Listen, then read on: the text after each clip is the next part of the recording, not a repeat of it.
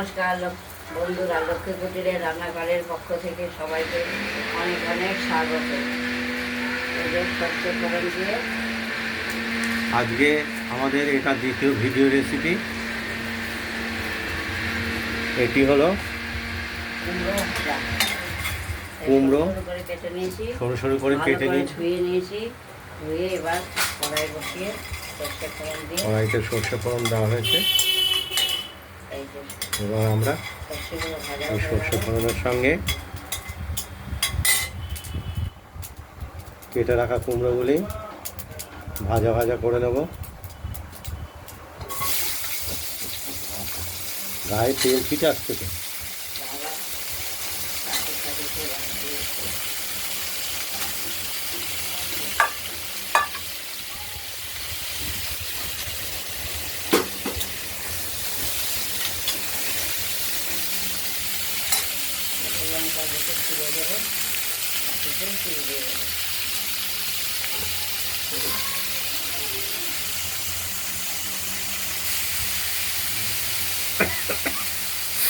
তেল ভালোভাবেই ছিটকে এসেছে গায়ে। হ্যাঁ, হাতে এখন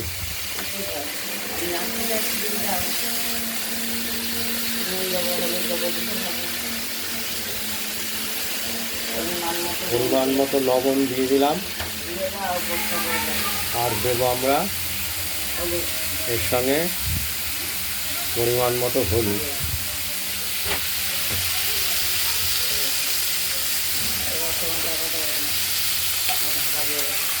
নাড়াচাড়া দিয়ে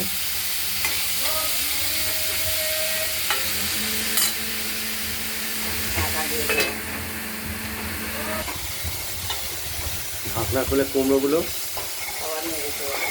নেড়ে করে দিলাম।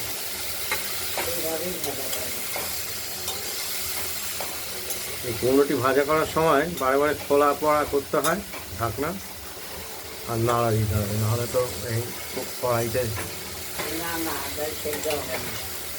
সেদ্ধ হবে না, আর তলায় পোড়া লেগে যাবে, যেহেতু মিষ্টি কুমড়ো। ওহ বাবা, হাঁচিও আসছে।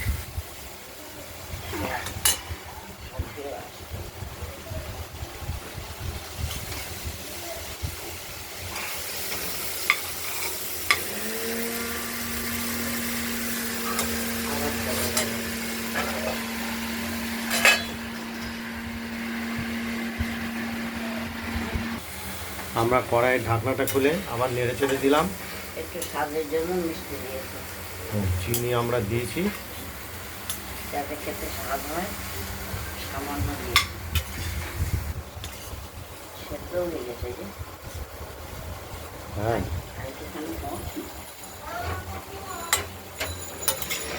আমাদের কুমড়ো ভাজাটি খুব রেডি হয়ে গেছে। এই কুমড়ো চোখের জন্য খুব ভালো।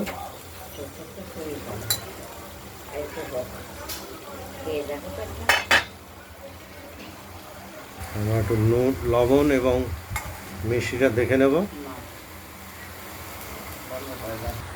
কুমড়োটা দেখে নিলাম, খেয়ে সব কিছু ঠিকঠাক আছে, নরমও হয়েছে।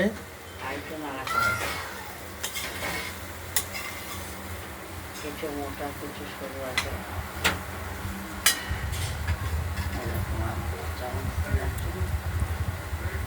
জাম নিয়ে আসো, ওটা পুড়ে গেছে। যাও, এটা হোক ততক্ষণ দিন যাবে।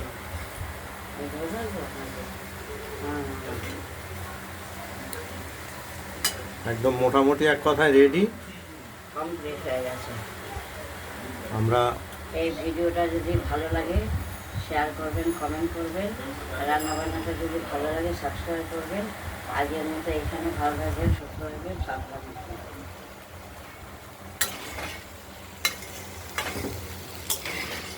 তরকারিটা অবশ্য আমরা কড়াইতেই রেখে দেবো। নমস্কার। নমস্কার।